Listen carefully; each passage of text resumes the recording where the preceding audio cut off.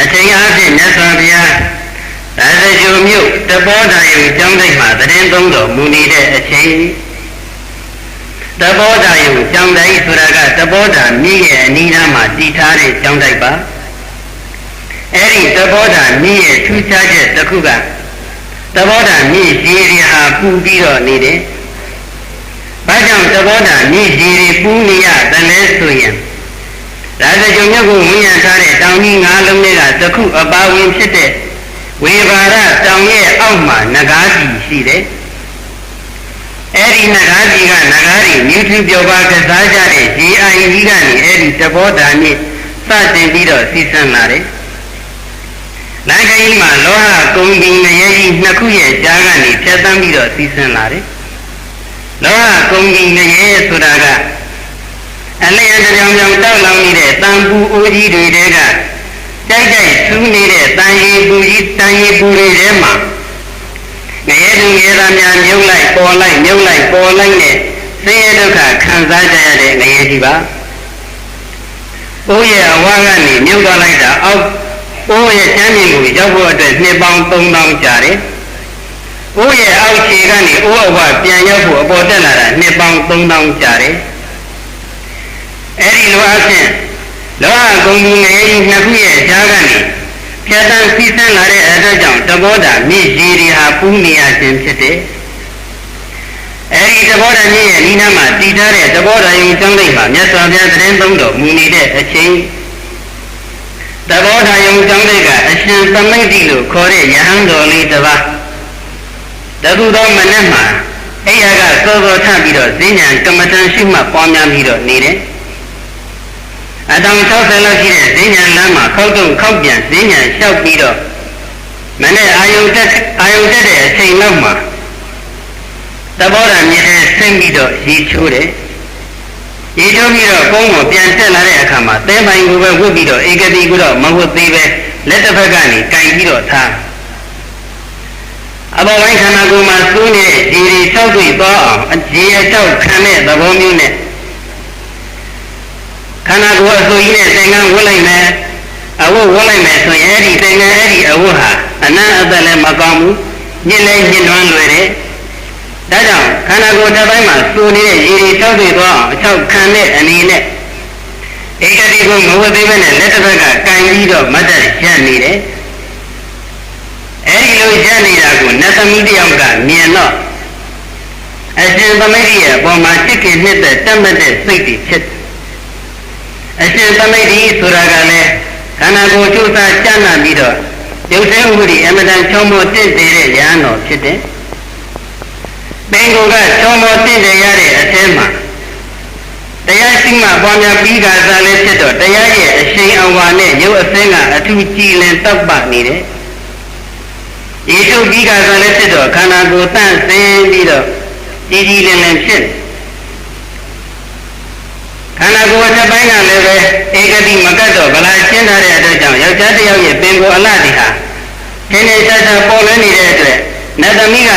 အရှင်သမိတ်ကိုမြင်တော့ချစ်ခင်ဖြစ်တဲ့တမတ်တဲ့စိတ်တွေဖြစ်ပြီးတော့ကောင်းကင်ဘောကနေမတ်တိုင်ရက်ပြီးတော့အရှင်သမိတ်ကိုစကားတခွန်းလှမ်းပြောလိုက်တယ်အဘုဒ္ဓဝဘိက္ခတိဘိက္ခုနာယိဗုဒ္ဓဝနာဘိက္ခတိဗုဒ္ဓဝနာဘိက္ခုဘိက္ခတုမာတံကာလောဥပစ္စကာယံသင်္ဤအသက်အားဖြင့်လည်းအမတန်ငယ်ပါသေးတယ်အရွယ်အားဖြင့်လည်းအမတန်နုပြူပါသေးတယ်ရုပ်ဆဲဥပဒေအားဖြင့်လည်းအမတန်ချုံမောတင့်တယ်လှပါတယ်ခန္ဓာကိုယ်အသွေးသားအင်အားတွေပြည့်ဝပြီးတော့ကျမ်းမှာတန်ဆွမ်းနေတယ်ဒီလိုအချိန်မျိုးမှာလောကီအာယုံကာမဂုဏ်ချမ်းသာတွေကိုမခံစားဘဲနဲ့ဘာဖြစ်လို့ယဟန်တရားပွားများအားထုတ်နေရတာလဲခုလိုငယ်တုန်းရွယ်တုန်းတန်တုန်းမြန်တုန်းမှာလောကီအာယုံကာမဂုဏ်ချမ်းသာတွေကိုမခံစားဘဲနဲ့ယဟန်တရားပွားများအားထုတ်မှုမပြုသင့်ပါဘူးလောကီအာယုံကာမဂုဏ်ချမ်းသာဆိုတာငယ်တုန်းရွယ်တုန်းခံစားမှကောင်းတာသင်ကမခံစားဘဲနဲ့ယဟန်တရားပွားများအားထုတ်နေတော့ကာမဂုဏ်ချမ်းသာခံစားရမယ့်အချိန်ကောင်းအခွင့်ကောင်းကြီးသင်လက်လွတ်ဆုံးရှုံးသွားမှာပေါ့အခွင့်ကောင်းကိုတော့လက်မလွတ်လိုက်စမ်းပါနဲ့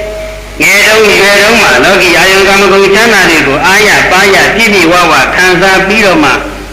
အသက်ကြီးတဲ့အချိန်ကြမှာပဲယဟန်တရားပွားများအထုစမ်းပါတမလွန်ဘောကကောင်းရာကောင်းကြောင်းအတွက်ယဟန်တရားပွားများအထုတယ်ဆိုတာအသက်ကြီးမှအထုတာပဲကောင်းပါလေအဲ့ဒီလိုနတ်သမီးကပြောတော့ရှင်သမိတ်တိကပြန်ပြီးတော့မိန့်ကြားတော်မူပါတယ်ကာလံဝဟနာသနာမိသံနောကာလောနတိတတိတသမအဘုဒ္ဓဝပိခာမိမမံကာလောဥပစ္စကဒေဝတိတေဩနတမိအောင်လာသည်ကာလံသိရမယ့်အချိန်ကာကုဏသနာမိမသိပါကာလောသိရမယ့်အချိန်ကာဒီသံနောဖုံးကွယ်ထအတိတိမေငါအနတိတတိမထင်ရှားပါတသမတို့ကြောင့်အင်္ဂါတိအဘုဒ္ဓဝလောကီအာယုကာမဂုဏ်ချမ်းသာတို့ကိုမခံစားတော့ဘဲနဲ့ဒိဋ္ဌာမိယဟန်တရားပွားများအားထုတ်နေရပါတော့၏ကာလောယဟန်တရားပွားများအားထုတ်ရမယ်အချိန်ကောင်းကာကောင်းကြီးသည်မာငါကိုမာဥပိ္ပဇာကကြုံလုံး၍မသွားပါစေနဲ့လို့နှလုံးသွင်းပြီးတော့ဒိဋ္ဌာမိယဟန်တရားပွားများအားထုတ်နေရပါပြီတည်း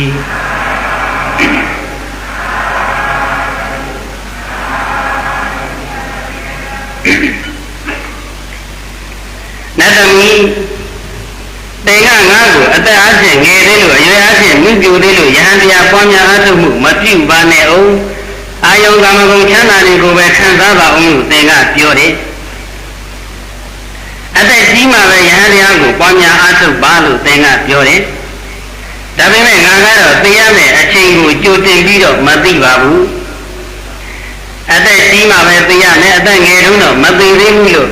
ငါသိရမယ်အချိန်ကိုအဲ့ဒီလိုခံမှန်းလို့မရပါဘူး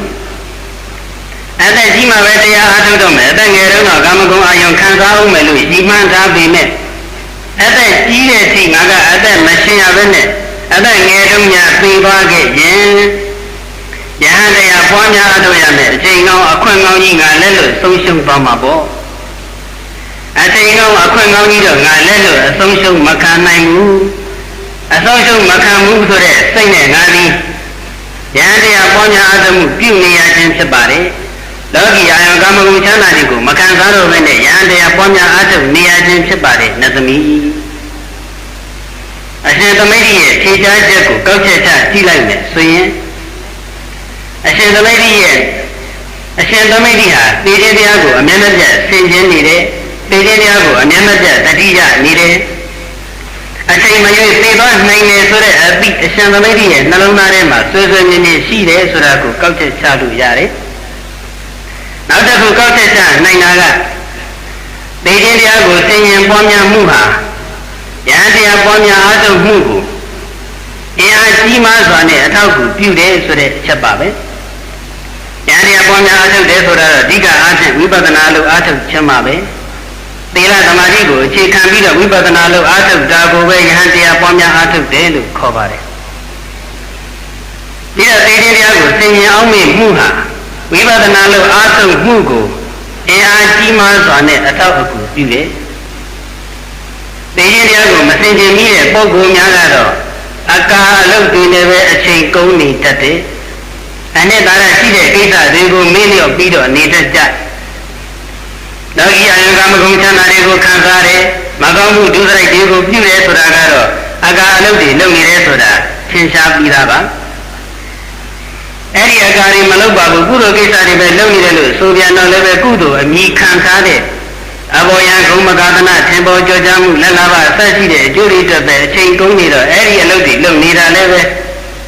အကာကိစ္စတွေနဲ့အချိန်ကုန်နေကြမှာပဲအဲ့ဒီအကာကိစ္စတွေလည်းမလုပ်ပါဘူးအနည်းစအနည်းမှဖြစ်တဲ့ဝိပဿနာအလုပ်ကိုပဲအားထုတ်တယ်လို့ဆိုပြန်တော့လည်းပဲအဲ့ဒီဝိပဿနာအလုပ်ကိုအေးအေးဆေးဆေးဖြည်းဖြည်းလေးလေးပေါ့ပေါ့ရော့ရော့နဲ့အားထုတ်နေတတ်ကြတယ်တေခြင်းတရားကိုမစင်ခြင်းမိဘူးဆိုရင်ပေါ့တေခြင်းတရားကိုဆင်ခြင်မိတဲ့ပုဂ္ဂိုလ်ကတော့ဝိပဿနာအလုပ်ကိုအရှိန်ဟုန်ကောင်းကောင်းအင်အားပါပါစွမ်းရည်ပြည့်ပြည့်နဲ့အလုပ်လုပ်ဖြစ်ပါတယ်။ဒါကြောင့်အကာအပေါ်ယံအကာဒိဋ္ဌာတွေနဲ့အချိန်မကုန်မနဲ့အနှစ်မှဖြစ်တဲ့အလုပ်တွေကို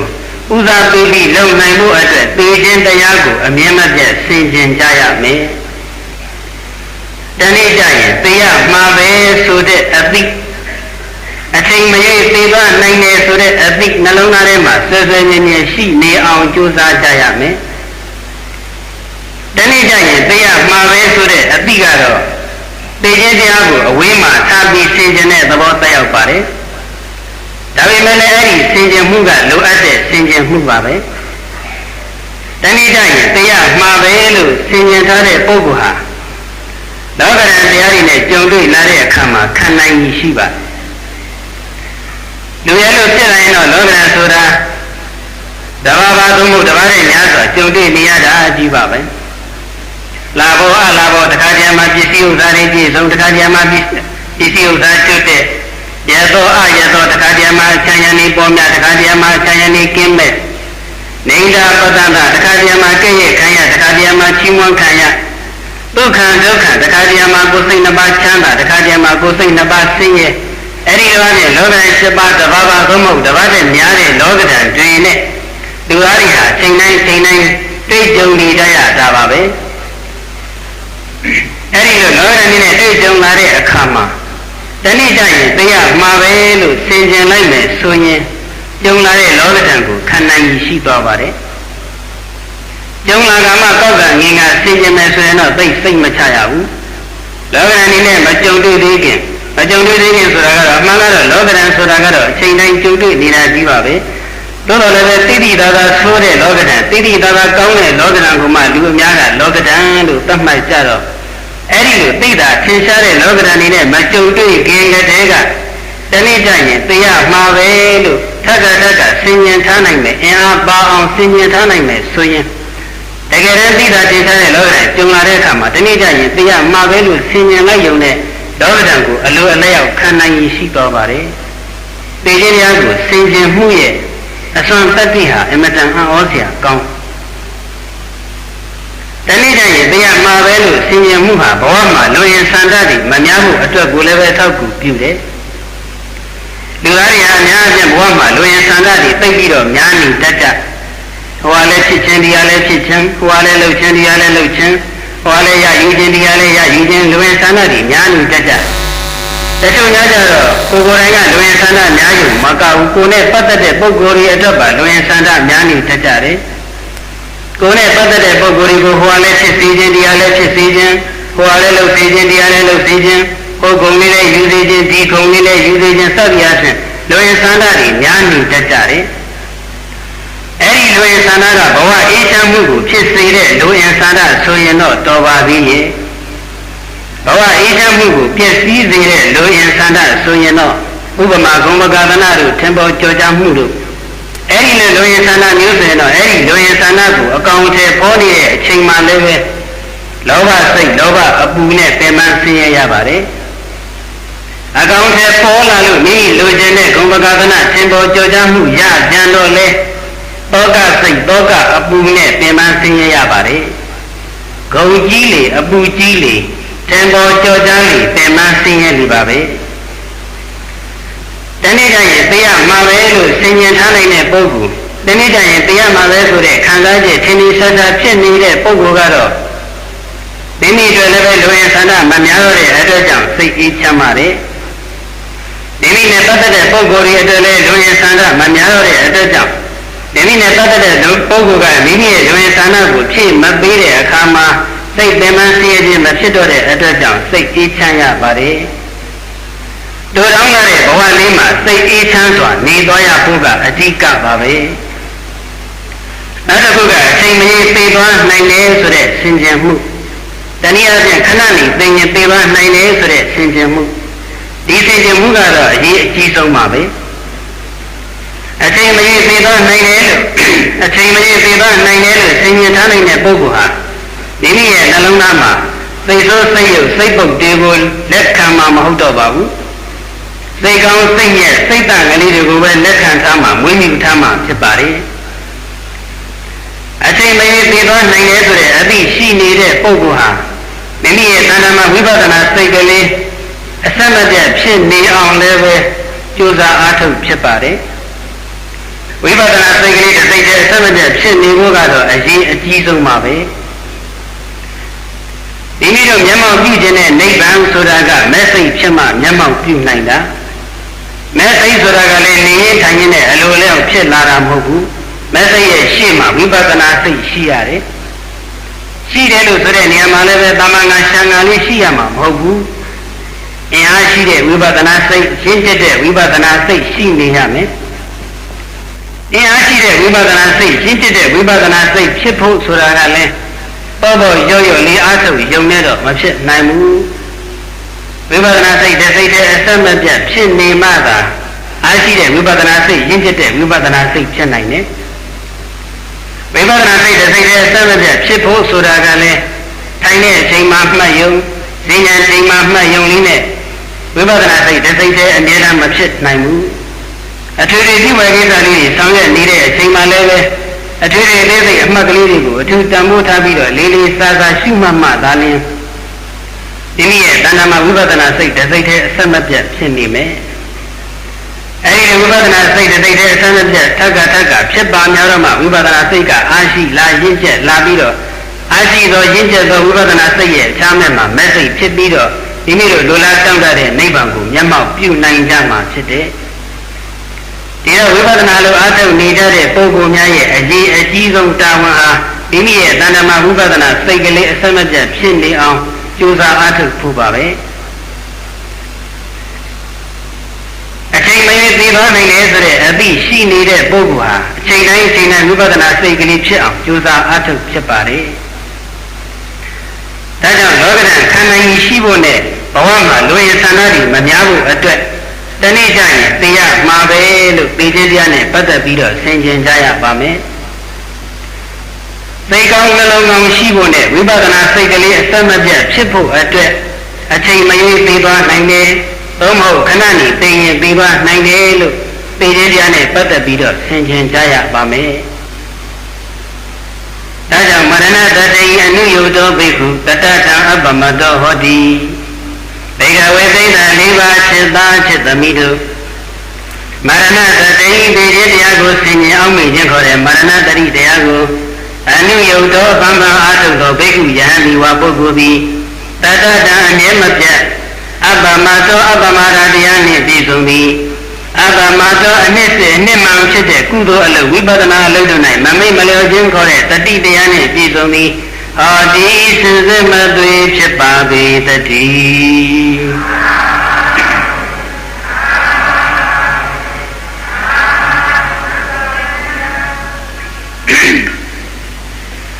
ကာလဟောနသနာမိတရားမဲ့အချိန်ကို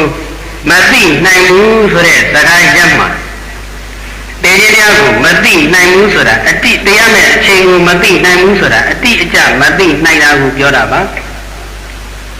ခံမှန်းခြင်းအဖြစ်တော့သိကြတာများပါတယ်ခံမှန်းထားတဲ့အတိုင်းလည်းပဲအထိုက်အလျောက်တော့အကျုပ်မှန်ကြတာများပါတယ်ကျမ်းမာကြီးကလည်းကောင်းနေမယ်အစာအာဟာရကလည်းပြည့်စုံနေမယ်စသည်အားဖြင့်အကြောင်းတရားကြီးညီညွတ်နေမယ်ဆိုရင်တော့တပတ်အတွင်းတစ်လအတွင်းတစ်နှစ်အတွင်းစသည်အားဖြင့်အတ္တဘလောက်အတွင်းမှာတော့မသိသေးဘူးလို့ခံမှန်းကြတာများပါတယ်ခံမှန်းတဲ့အတိုင်းလည်းပဲအထိုက်လျောက်အသက်ရှင်ကြတာတော့များပါတယ်တော့လည်းပဲအတိအကျတော့မသိနိုင်ဘူးမသိသေးဘူးလို့ခံမှန်းထားတဲ့ကာလလေးအတွင်းမှာပဲမမျှော်လင့်တဲ့အကြောင်းတရားတွေကြုံတွေ့ပြီးတော့သိဆုံးသွားကြရတာလည်းရှိတယ်သိရမယ်လို့သိကြတော့သိထားတဲ့ယောဂရှိနေတဲ့ပုဂ္ဂိုလ်တောင်မှ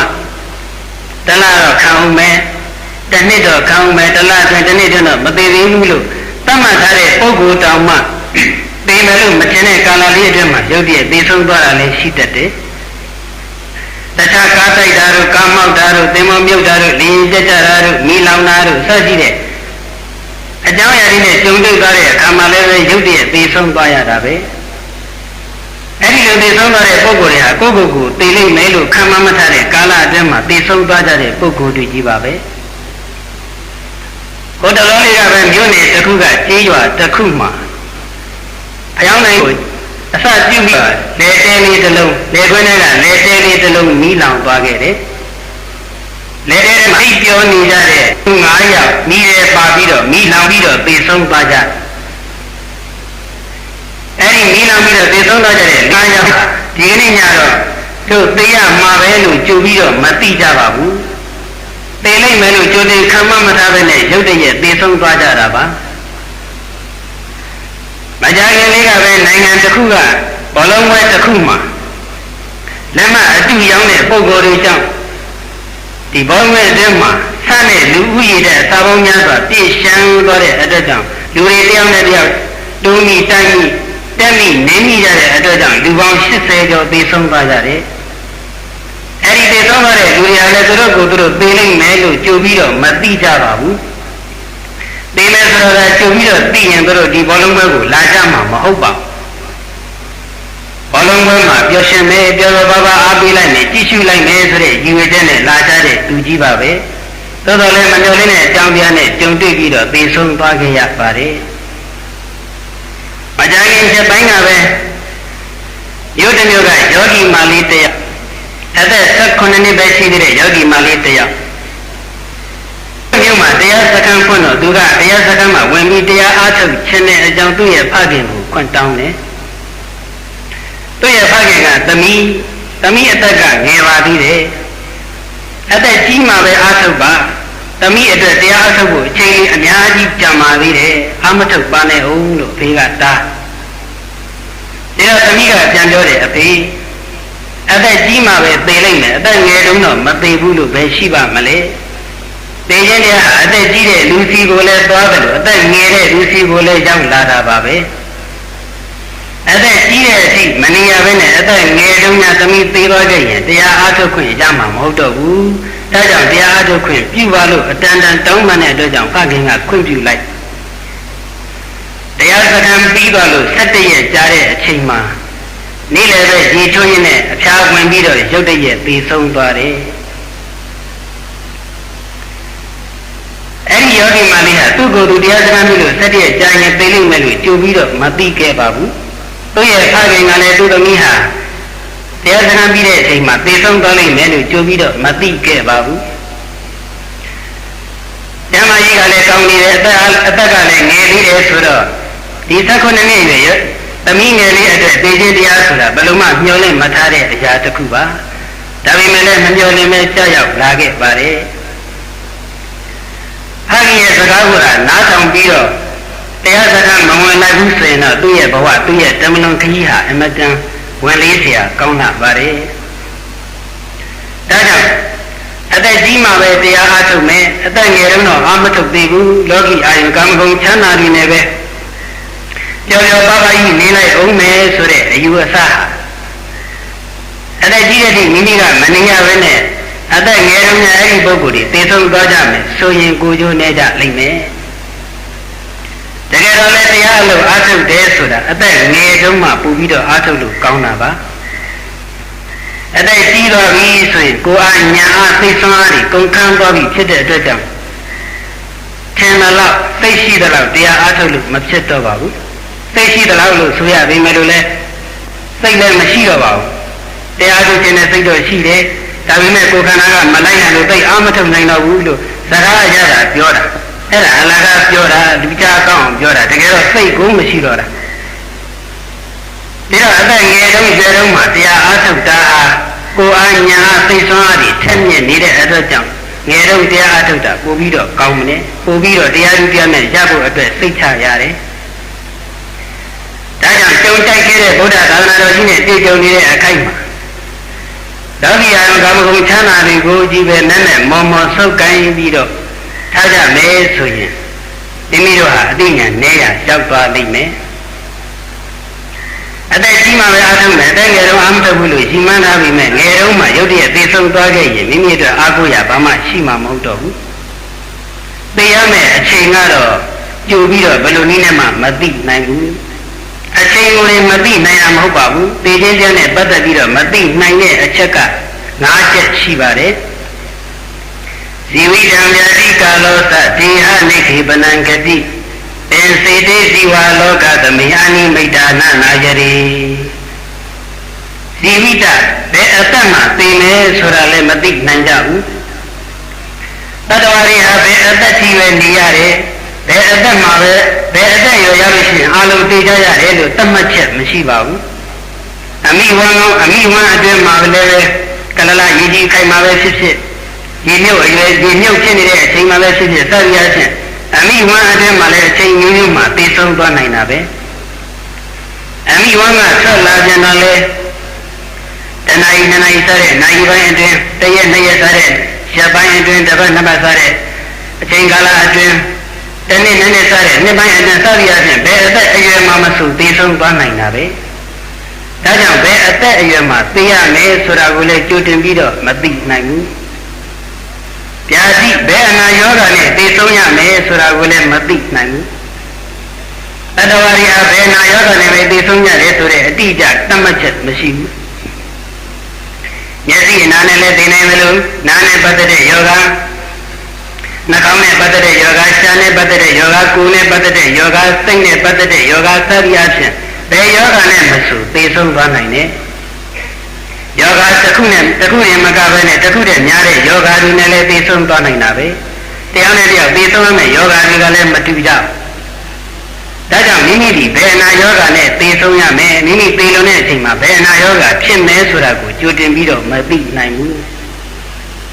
ကာလသိရမယ်အချိန်ကိုလည်းမသိနိုင်ဘူးတတဝရီဟာမနေ့ပိုင်းအချိန်မှာပဲသိကြတယ်ကျန်တဲ့အချိန်တွေမှာမသိဘူးလို့ဒီလိုသတ်မှတ်ချက်မရှိဘူးမနေ့ပိုင်းမှာလည်းသိဆုံးနိုင်တယ်လို့နေ့လယ်ပိုင်းမှာလည်းသိနိုင်တယ်ညနေပိုင်းမှာလည်းသိနိုင်တယ်ညပိုင်းမှာလည်းသိနိုင်တယ်အမေဆိုင်ရင်လည်းသိနိုင်တယ်လို့ခြေတောင်းရင်းနဲ့လည်းသိသွားနိုင်ဘုရားရှိခိုးနဲ့သိဆုံးသွားနိုင်တယ်လို့တရေသာအန္တရင်းကလည်းလည်းသိခြင်းသိသွားနိုင်တာပဲဒီတော့ဘယ်အချိန်မှမဆိုသိဆုံးသွားနိုင်တဲ့အတွက်ကြောင့်သိရမယ့်အချိန်ကိုလည်းကြိုတင်ပြီးတော့မသိနိုင်ဘူးဒီဟာနေခိပနသိပြီးတဲ့နောက်မိမိရဲ့အလောင်းတော်ဘယ်နေရာမှာပြစ်ချရမလဲဆိုတာလည်းမသိနိုင်ဘူးတတဝရအသိဆုံးသွားတဲ့အခါမှာဒီတနေရာမှာပဲအလောင်းတော်ပြစ်ချရတယ်လို့တိကျကန့်သက်ချက်မရှိဘူးဒီတဲ့မွေးတဲ့ပုဂ္ဂိုလ်ကကုံပေါ်မှာအလောင်းပြစ်ချခံရင်ခံရမယ်ကုံမှာမွေးတဲ့ပုဂ္ဂိုလ်ကဒီထဲမှာအလောင်းပြစ်ချခံရင်ခံရမယ်ရွာမှာမွေးတဲ့ပုဂ္ဂိုလ်ကမြို့မှာအလောင်းပြစ်ချခံရင်ခံရမယ်မြို့မှာမွေးတဲ့ပုဂ္ဂိုလ်ကတောမှာအလောင်းပြစ်ချခံရင်ခံရမယ်သတိအားဖြင့်ဘယ်နေရာမှာမဆိုမိမိရဲ့အလောင်းကပြစ်ချခံနိုင်တယ်အခုခေတ်ဆိုလို့ရှိရင်တော့ပေါ့လေရန်ကုန်မှာမွေးဖွားတဲ့ပုဂ္ဂိုလ်များကတော့ကြိုတင်ပြီးတော့ပြောကြမှာပေါ့ရှင်ပြားတို့ကဟောတဲ့အလောင်းကောင်ပြစ်ချခံမဲ့နေရာမသိဘူးတပည့်တော်တို့တော့သိတယ်ဗျာရန်ကုန်မှာမွေးတာဆိုတော့တပည့်တော်တို့ကြံတော့သွားရမှာသိကြတယ်လို့တချို့ကပြောခြင်းပြောမယ်အခုတော့ကြံတော့သွားရမယ်လို့လည်းကြိုတင်ပြီးတော့သိထားတဲ့ပုဂ္ဂိုလ်တွေကြိုတင်ပြီးခန့်မှန်းထားတဲ့ပုဂ္ဂိုလ်တွေလည်းလွဲချော်ကုန်ကြပြီနော်ဒီတော့အလောင်းကောင်ဘယ်နေရာပြစ်ချခံရမယ်ဆိုတာလည်းမိမိတို့မသိနိုင်ဘူးဂတိပေလုံးပြည့်နောက်ဘယ်ဘဝကိုလာရောက်ရမယ်ဘယ်ဂတိကိုတွားရမယ်ဆိုတာကိုလည်းကြိုပြီးတော့မသိနိုင်ဘူးတတဝရီအသိဆုံးပြီးသွားရင်ဒီဂတိတစ်ခုကိုပဲတွားရတယ်လို့ဒီလိုကန့်သက်ချက်မရှိဘူးဥပမာဆိုတော့လူပုဂ္ဂိုလ်တယောက်လူတွေသိသွားလို့ရှိရင်လူပဲပြန်ဖြစ်တယ်လို့ဒီလိုအတိအကျကန့်သက်ချက်မရှိဘူး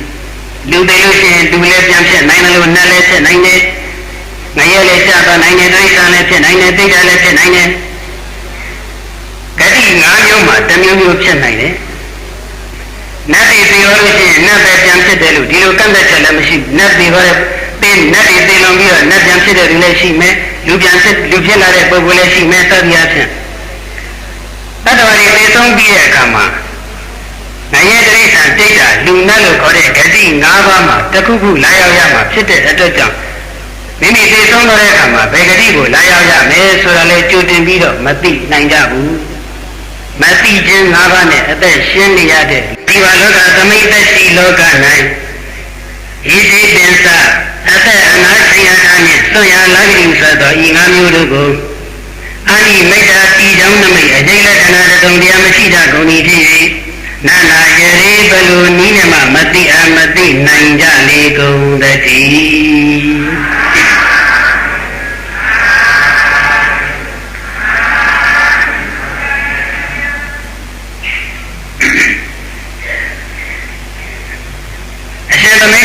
ဆိုချက်မှာကာလမောဟနာသာနာမိသံသောကာလောနစိတ်တတိ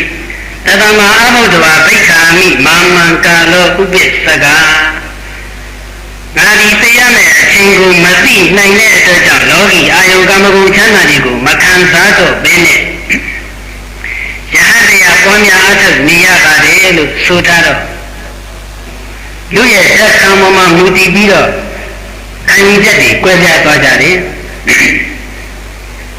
ဒါကနတ်သမီးရဲ့ခံယူချက်နဲ့အရှင်သမီးရဲ့ခံယူချက်ကိုနိုင်ရှင်ပြီးတော့ကြည့်ရင်သိနိုင်တယ်အရှင်နတ်သမီးရဲ့ခံယူချက်ကတော့မသေးခင်ချိန်ကာလလေးအတွင်းမှာလှုပ်ရမယ့်အလုပ်ဒီလောကီအာယံကာမဂုဏ်ချမ်းသာခံစားတဲ့အလုပ်လို့ခံယူထားပါတယ်အရှင်သမီးကတော့မသေးခင်ချိန်ကာလလေးအတွင်းမှာလုပ်ရမယ့်အလုပ်ဒီဝိပဿနာအလုပ်အားထုတ်တဲ့အလုပ်လို့ခံယူထားပါတယ်ခံယူချက်ချင်းမတူညီကြပါဘူးဒါနဲ့တရားမှာပဲဆိုတော့အာလုံးသိကြတယ်အချိန်မရွေးပြေသွားနိုင်တယ်ဆိုတာလည်းသိကြတယ်သိတာချင်းတူပေမဲ့ဓာတ်ခံခြင်းမတူတော့ခံယူချက်တွေကွာသွားကြကာမဓာတ်ခံကိလေသာဓာတ်ခံအားကောင်းတဲ့ပုဂ္ဂိုလ်များကတော့မသေးခင်ကာလမှာအာယုံကာမဂုဏ်ခံစားမှုဒီဘဝရဲ့အနှစ်သာရလို့ခံယူထားကြတယ်ဒီကာမဓာတ်ခံပါရမီဓာတ်ခံအားကောင်းတဲ့ပုဂ္ဂိုလ်များကတော့မသေးခင်ချိန်ကာလမှာလုပ်ရမယ့်အလုပ်ဒီယန္တရားပေါ်များအားထုတ်တဲ့အလုပ်ဒါနသီလသမထနဲ့တကွဝိပဿနာအလုပ်အားထုတ်တဲ့အလုပ်လို့ခံယူထားကြတယ်ဒီတော့နတ်သမီးရဲ့ခံယူချက်မျိုးရှိတဲ့လူသားတွေလည်းအများကြီးရှိကြပါတယ်အများကြီးဆိုတာတဲ့အများဆုံးရှိကြပါတယ်တခါတော့ကဥပ္ပေရဲ့လူဘဝတုန်းကတငယ်ချင်းတစ်ယောက်ကိုတရားအားထုတ်ဖို့တိုက်တွန်းမှုတယ်ဒီကမှာဝင်ပြီးအားထုတ်မှအိမ်မှာလည်းပဲစိတ်တွေးပြီးတော့ပြီးတာထိုင်မှမဟုတ်ပါဘူးသွားရင်လာရင်လှုပ်ရင်ကန်ရင်နေရင်ထိုင်ရင်စားရင်တောက်ရင်ပြောရင်ဆိုရင်လည်းပဲတတိပညာထည့်ပြီးတော့အလုပ်လုပ်သွားရင်တရားအားထုတ်လို့ဖြစ်ပါတယ်မိမိရဲ့အလုပ်မပြတ်တဲ့နဲ့တရားအားထုတ်လို့ဖြစ်ပါတယ်ဆိုတဲ့အကြောင်းကိုအားထုတ်ပုံအားထုတ်နည်းနဲ့တကွာသူ့ကိုပြောပြအဲဒီလိုပြောကြတော့တကယ်ဖြစ်တဲ့ပုဂ္ဂိုလ်ကဘာပြန်ပြောတယ်လဲဆိုရင်ဥစဉ်မယားတတိတော်တရားအားမထုတ်ပြရသေးနဲ့ဦးဘာဖြစ်လို့လဲတတိတော်တရားအားထုတ်လိုက်ရင်လောကီအာယံကာမဂုဏ်ချမ်းသာတွေခံစားခြင်းနဲ့စိတ်တောက်သွားလိမ့်မယ်တတိတော်ကအခုမှအသက်အငယ်လေးရှိသေးတာလောကီအာယံကာမဂုဏ်ခံစားခြင်းနဲ့စိတ်တွေတောက်သွားလို့မဖြစ်ဘူးဗျာရခဲ့တဲ့ဥပဝါဒီရတဲ့အခိုက်မှာမိမလေးတစ်ယောက်တော့အနည်းဆုံးယူတော်ပြစေဦးတဲ့သူကပြန်ပြောတယ်အနည်းဆုံးတော့ယူတော်ပြတစ်ယောက်တော့အနည်းဆုံးယူတော်ပြစေဦးဆိုတော့သူကြည့်ရတာတစ်ယောက်မကယူခြင်းကိုပေါ်တယ်နော်ဒီတော့နတ်သမီးကလည်းခံရရှိတဲ့ပုဂ္ဂိုလ်တွေဟာလောကမှာအများဆုံးပါပဲအရှင်သမိတ်ကြီးကိုခံရရှိတဲ့ပုဂ္ဂိုလ်တွေကတော့ခံရရှိတဲ့အတိုင်းလည်းပဲလက်တွေအကောင်းကျဖော်ပြီးတော့အလုံးလုံးဖြစ်တဲ့ပုဂ္ဂိုလ်တွေကတော့အမတန်ကိုလဲပါလှပါတယ်နတ်သမီးကတော့ခံရရှိတဲ့ပုဂ္ဂိုလ်များကဉာဏ်တရားပွားများအားထုတ်တယ်ဝိပဿနာလုပ်အားထုတ်တယ်ကုသိုလ်ကောင်းမှုတွေပြုတယ်ဆိုတာနောက်တမလွန်ဘဝကြမှာအကျိုးရတဲ့အလုံးနောက်တမလွန်ဘဝကြမှာပဲအကျိုးခံစားရတဲ့အလုံးလို့ခံယူထားကြတယ်လောကီအာယံကာမဂုဏ်ချမ်းသာခံစားတဲ့အလောကမှာဒီဘဝမှာချက်ချင်းလည်းအကျိုးခံစားရတဲ့အလုံးလို့အဲ့ဒီယူဆထားကြအဲ့ဒီအယူဆမှားရတဲ့အကြောင်းကိုအရှင်သမိတ်ကနတ်သမီးကိုပြန်ပြောတဲ့အချက်ကိုအခြေခံပြီးတော့အနေနဲ့အာယုံကြည့်ကြည့်ရအောင်ကာလိကကာမဘဟုဒုက္ခဘဟုပါယတာအာရိနဘောဣထပိယောကာမလောကီအာယုံကာမဂုဏ်ချမ်းသာတို့သည်ကာလိကအချိန်ယူပြုပြင်မှအကျိုးရတဲ့ကာလိကတရားတို့သာလည်းနီးကာလိကအကျိုးရဖို့အတွက်အချိန်ဆန်းရတဲ့ဖြင့်ကာလိကတရားတို့သာလည်းနီးဘဟုဒုက္ခဆင်းရဲခြင်းကသာများကြလာပါပြီဘဟုပါယတာပင်မခြင်းကသာများကြလာပါပြီဣဒ္ဓဤလောကီအာယုံကာမဂုဏ်ချမ်းသာတို့၌အာရိနဝအဖြစ်ဒီဘီယောများကြလာပါပြီအာဂါလိကောအယံသမောဤလောကုတ္တရာတရားကမှအာဂါလိကောအချိန်မဆိုင်တဲ့ချက်ချင်းလည်းအကျိုးရတဲ့အတွက်ကြောင့်အာဂါလိကတရားဒီလာလျင်ဟောဒီစံစမသွေဖြစ်ပါပေတည်း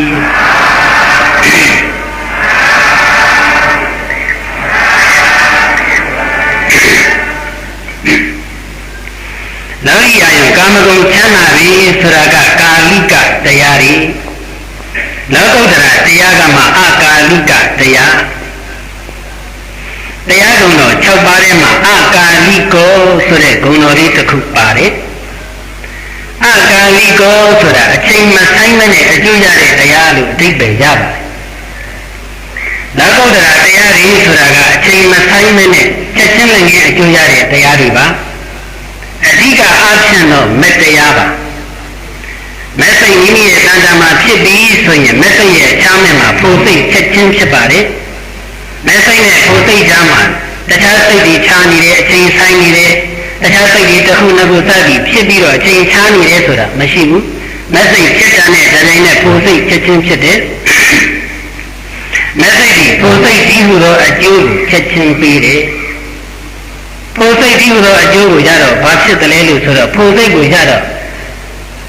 ဘယ်တော့မှမပြည့်စည်နိုင်တဲ့ချမ်းသာတွေကချမ်းသာတဲ့မှာအကောင်းဆုံးဖြစ်တဲ့အတုမရှိသောချမ်းသာအတုမရှိသောညီအမှုဘယ်တော့မှမပြည့်စည်နိုင်တဲ့နိဗ္ဗာန်ချမ်းသာကိုခံစားကြရမှာပဲ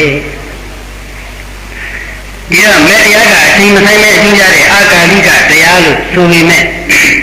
အဲ့ဒီမေတ္တိဆိုတာကလည်းနေရင်ထိုင်ရင်နဲ့အလိုလျောက်ကြတာမဟုတ်ဘူးဝိပဿနာစိတ်ရဲ့အခြားမဲ့မှာဖြစ်ပြီးတော့ရတာ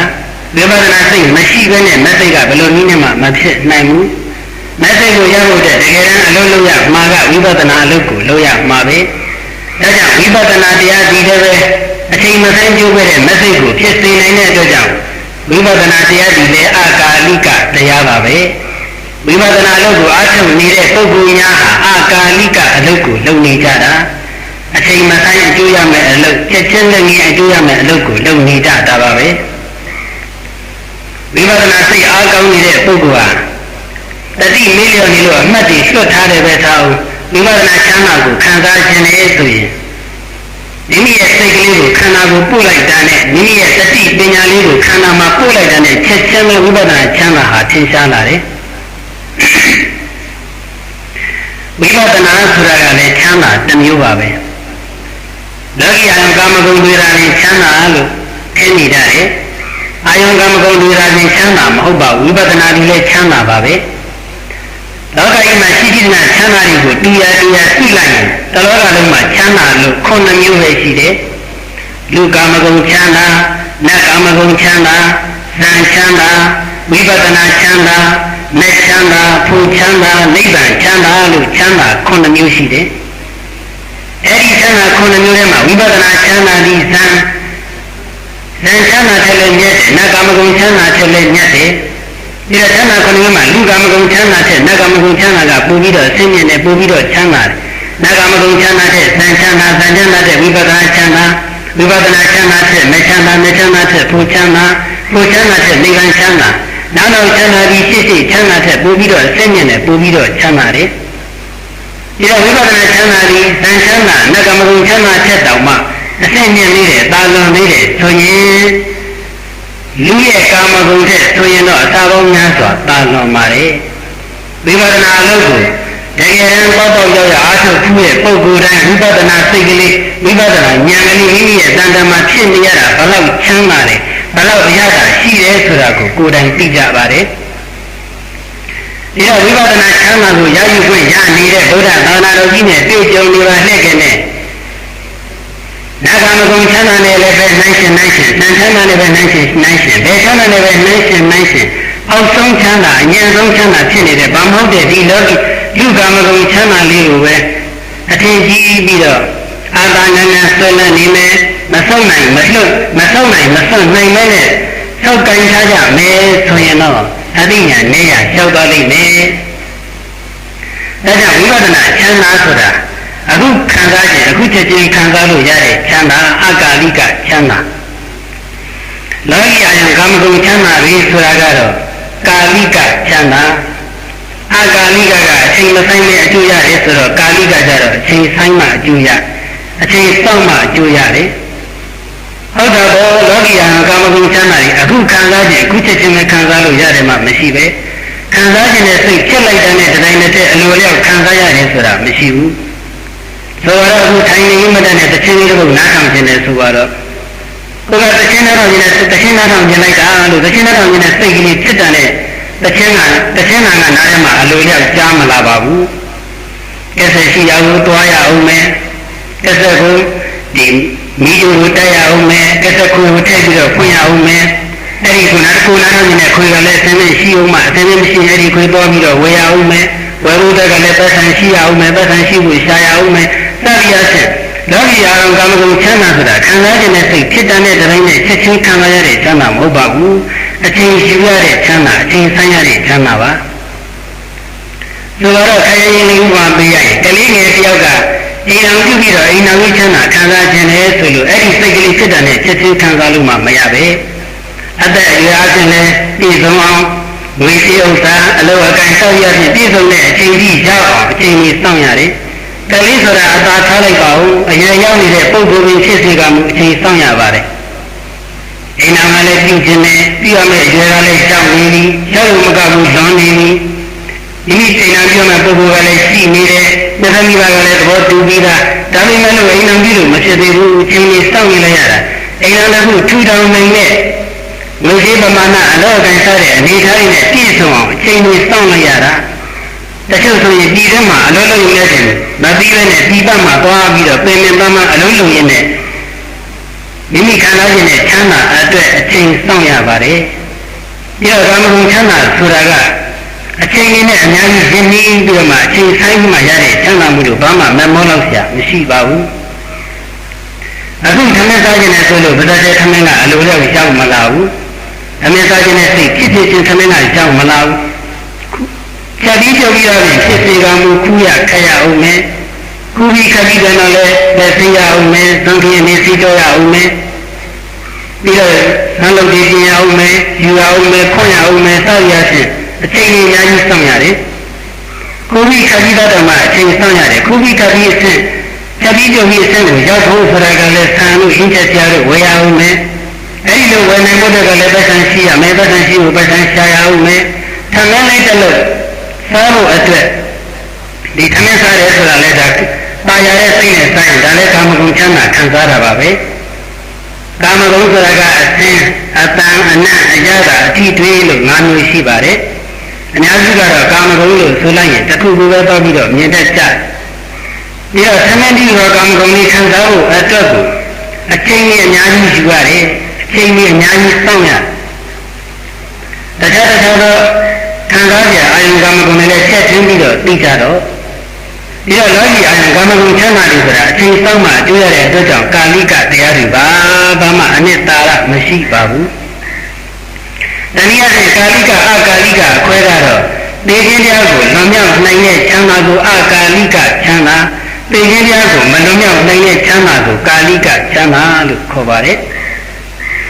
လောကီအာယုံကာမဂုဏ်ချမ်းသာတွေဟာသိခြင်းတရားကိုမလွန်မြောက်နိုင်တဲ့ချမ်းသာတွေပဲ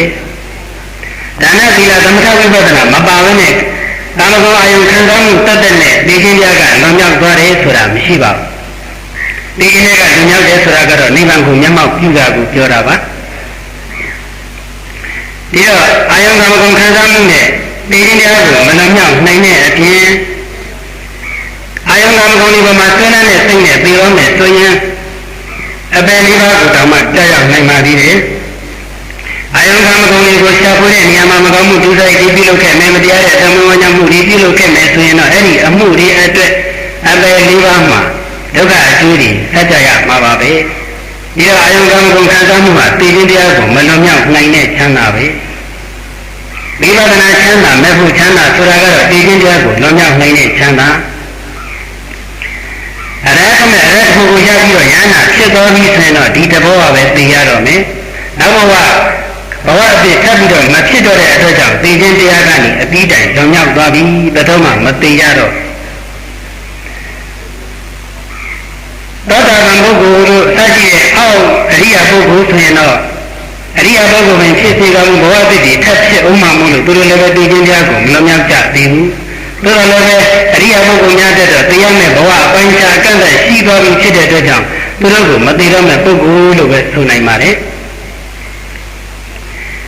ဒီတော့မက်ဆေ့ဖြစ်မှသိခြင်းများကနောက်နောက်နေမှာဆိုတော့မက်ဆေ့ဖြစ်ဖို့ကလည်းဝိပဿနာသိရှိမှဖြစ်နိုင်တာဆိုတော့ဝိပဿနာအလုပ်ကိုလုပ်နေခြင်းဒီလည်းပဲသိခြင်းတရားကိုလွန်မြောက်နိုင်တဲ့အလုပ်ကိုလုပ်နေခြင်းပါပဲဝိပဿနာချမ်းသာဒီလည်းပဲအကာလိကချမ်းသာပါပဲနောက်တစ်နည်းအားဖြင့်လည်းသိခြင်းဆိုတာပျက်စီးခြင်းပါပဲလောကီအာယုံကာမဂုဏ်ချမ်းသာရည်ဆိုတာကပျက်စီးသွားမဲ့ချမ်းသာရည် လောကုတ္တရာချမ်းသာတွေကတော့ဘယ်တော့မှမပြည့်စည်နိုင်တဲ့ချမ်းသာတခါဆရာတဲ့အာယုကာမဂုဏ်ဟာအမြဲတည်တံ့ပြီးတော့ထာဝရတည်ငြိမ်နေတယ်ဆိုတာမရှိဘူးတခါခံစားပြီးတော့ကုန်သွားတဲ့ကြောင့်နောက်ထပ်ခံစားဖို့အတွက်ရှာဖွေရတယ်မက်စိတ်ကအကျဉ်းဖြစ်ပြီးသွားရင်သောတာပန်ဖြစ်ပြီးတဲ့ပုဂ္ဂိုလ်က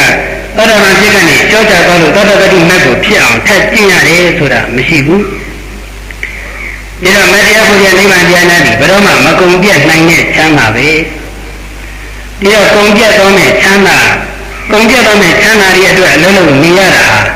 ဘာမှအနှစ်သာရမရှိဘူးမကုန်ပြတ်မဲ့ချမ်းသာအတွက်အလုံးလုံးနေရတာကအနှစ်သာရပဲလို့အဲ့ဒီသဘောပေါက်ကြမယ်ဆိုရင်မသိခင်မှာဘာလို့ကြမလဲဆိုတဲ့မိကုံးအတွက်ဖြေထွက်လာနိုင်တာပါပဲအတဏမိမိကိုယ်တိုင်ကမရဏဓမ္မောတရားခြင်းသဘောရှိပါလျက်ဝါကုံကြရခြင်းသဘောရှိပါလျက်မရဏဓမ္မကြီးဝါကုံကြရမယ့်သဘောကိုယ်တိုင်ဝါသိရရှိတဲ့သဘောကိုယ်တိုင်ပရိယေတိရှာမိနေကြတယ်ဆိုရင်အယံဤရှာမိခြင်းဒီအနာရိယပရိယေတနာမမြတ်သောရှာမိခြင်းဖြစ်ပါ၏အတဏမိမိကိုယ်တိုင်ကမရဏဓမ္မောတရားခြင်းသဘောရှိပါတော့လည်းပဲဝါကုံကြရမယ့်သဘောရှိပါတော့လည်းပဲအမတန်ဓမ္မောသင်ခြင်းကင်းတဲ့တရားကိုအမတန်ဓမ္မကုံကြတော်ခြင်းမရှိတဲ့သဘောတရားကိုပရိယေတတိရှာမိကြမယ်ဆိုရင်တော့အယံရှာမိခြင်းသည်အရိယပရိယေတနာသိခြင်းတရားမှလွန်မြောက်နိုင်တဲ့အတွက်ကြောင့်မြတ်သောရှာမိခြင်းသည်သာလျှင်ဟောဒီစင်စစ်မသွေဖြစ်နိုင်ပါပေတည်း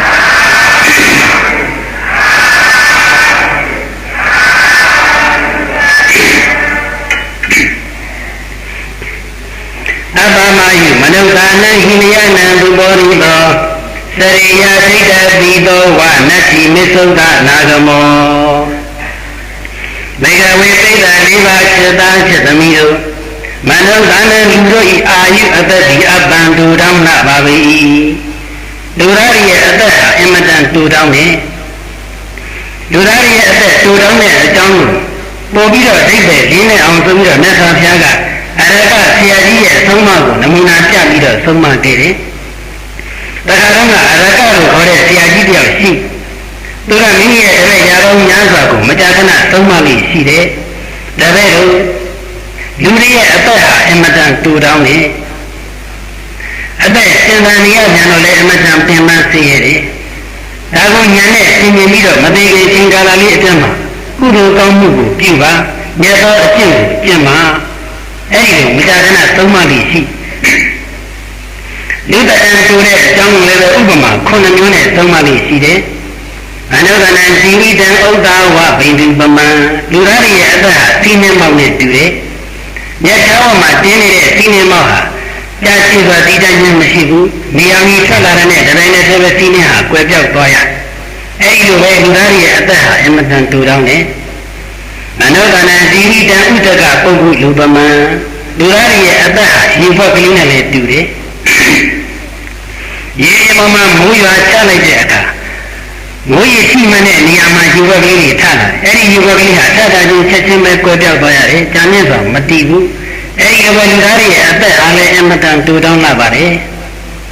မနုဿနံဇီဝိတံဥဒကေတန္တရာစုပမံလူသားရဲ့အသက်ဟာရေပေါ်မှာတုံးနဲ့ရေးထားတဲ့ရေချောင်းလေးနဲ့လည်းတူတယ်ရေပေါ်မှာထုံချောင်းလေးတစ်ချောင်းနဲ့မြင်းချောင်းလေးတစ်ခုရေးလိုက်မယ်ဒါမှမဟုတ်သလုံးလေးတစ်လုံးရေးလိုက်မယ်ဆိုရင်အဲ့ဒီမြင်းညာအဲ့ဒီသလုံးဟာကြာကြာမတည်တတ်မနဲ့ချက်ချင်းပဲကွယ်ပြောက်သွားရတယ်အဲ့ဒီလိုလူသားရဲ့အသက်ဟာလည်းအမတန်တူတောင်းပါတယ်မနုဿနံဇီဝိတံနတိပပတိပမံလူသားရဲ့အသက်ဟာတောင်ပေါ်ကစီးဆင်းလာတဲ့မြေကြီးနဲ့လည်းပဲတူတယ်တောင်ပေါ်ကနေအရှင်ဟုန်ပြင်းသွားတဲ့စီးဆင်းလာတဲ့ရေဟာနောက်ကိုဘယ်တော့မှမပြန်မနဲ့ရှေ့ကိုပဲတောက်တောက်စီးဆင်းသွားတယ်လို့လူသားရဲ့အသက်ဟာလည်းအမတန်တူတောင်းပါတယ်မနုဿနံဇီဝိတံခေလဗိန္ဒုပမံလူသားရဲ့အသက်ဟာတတွေးပေါင်းနဲ့လည်းတူတယ်လူတယောက်တတွေးထွေးတော့မယ်ဆိုတော့တတွေးထဲမှာရှိတဲ့တတွေးတွေကိုရှားရှားမှစုလိုက်တယ်စုပြီးတော့ထွေးလိုက်တယ်တတွေးတွေကိုစုလိုက်တဲ့အချိန်စုပြီးတော့တတွေးထွေးလိုက်တဲ့အချိန်ဟာဘာမှမကြဘူးအဲ့ဒီလိုပဲလူသားရဲ့အသက်ဟာလည်းပဲအမတန်တူတောင်းလာပါတယ်မနုဿနံဇီဝိတံမံပပိတုပမံလူသားရဲ့အသက်ဟာအသားပြင်းနေလေတူတယ်တနေ့လုံးအပူပေးထားတဲ့တန်အိုးကြီးရဲ့မှာအသားတောင်းကြုံပြစ်ချလိုက်မယ်ဆိုရင် အဲ့ဒီအသားတို့ဟာရှယ်ကလေးမြည်ပြီးတော့ချက်ချင်းပဲကွယ်ပြောက်သွားရတယ်အဲ့ဒီလိုပဲလူသားရဲ့အသက်ဟာအမတန်တူတောင်းလာပါတယ်မနောသနာဇီဝိတံခောဝိသုပမံလူသားရဲ့အသက်ဟာအသက်ခံရမယ်နောင်မနဲ့လည်းတူတယ်နောင်မတကောင်ကိုတတ်တော့မယ်ဆိုပြီးတော့တာတတ်ယုံခေါ်သွားအဲ့ဒီနွားရဲ့ခြေလန်းတိုင်းဟာတာတတ်ယုံနဲ့နီးလာတယ်တေခြင်းတရားနဲ့နီးလာတယ်အသေးခံရမှုနဲ့နီးလာတယ်အဲ့ဒီလိုပါပဲလူသားရဲ့အသက်အားလည်းအမတန်တူတောင်းလာပါတယ်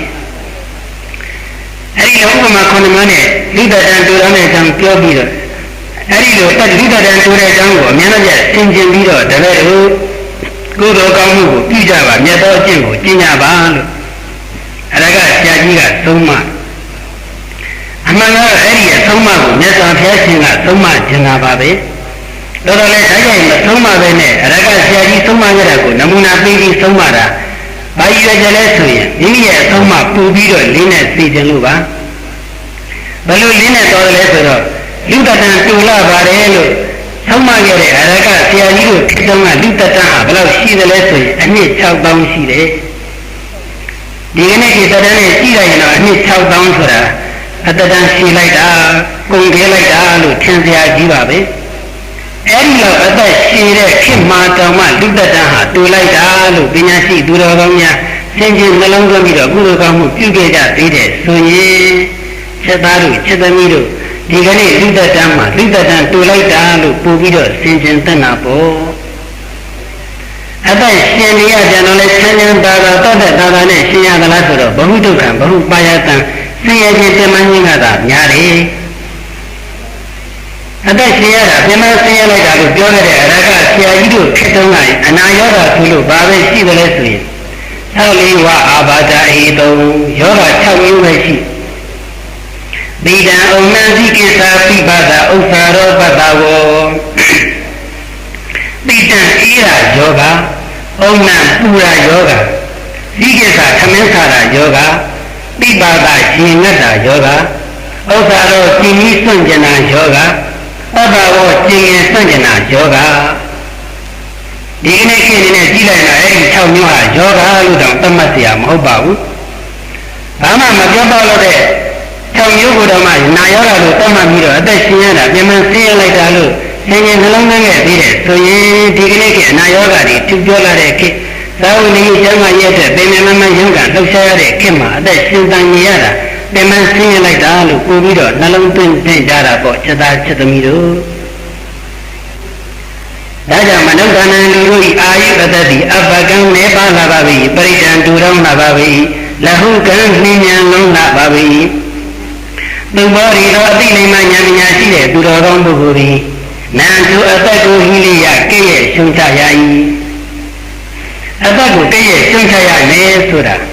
လူတတဟာတူတောင်းလိုက်တာအမတန်ကိုယ်ွယ်လိုက်တာလို့အဲ့ဒီလိုဉာဏ်နဲ့သင်မြင်ရမယ်လို့ဆိုလိုတာပါပဲသာတကမွေးဖွားလာသောပုဂ္ဂိုလ်ဤအမရဏမတရားခြင်းဉာဏ်နဲ့ထိမရှိပါပဲ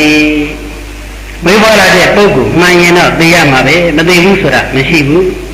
မေသုဒ္ဓသိခြင်းတရားဤနာဂမောရှောင်းမလားနဲ့အချိန်ခါဒီနတ္တိမရှိပါပဲသိခြင်းတရားရှောင်းမလားနဲ့အချိန်ဆိုတာမရှိဘူးအချိန်မရေသိခြင်းတရားကရောက်လာနိုင်တယ်လူတရားဟာအချိန်မရေသိဆုံးသွားနိုင်ဘာဖြစ်လို့လဲဆိုတော့လူရဲ့ခန္ဓာမှာသိခြင်းတရားကအမြဲတမ်းကပ်ပြီးတော့လိုက်ပါလာလို့ပဲလူသားတွေမွေးဖွားလာတဲ့အခါမှာလက်ရှိပါလားပဲဘာမှအဖော်မပါဘူးလို့ဆိုကြပေမဲ့မျက်စိနဲ့မြင်လာတဲ့အဖော်သာမပါတာပါမျက်စိနဲ့မမြင်ရတဲ့သိခြင်းတရားရှိလို့အဖော်ကတော့လူတိုင်းမှာပါလာကြတယ်အဲ့ဒီအဖော်ကလည်းပဲအဖော်ကောင်းမဟုတ်ဘူး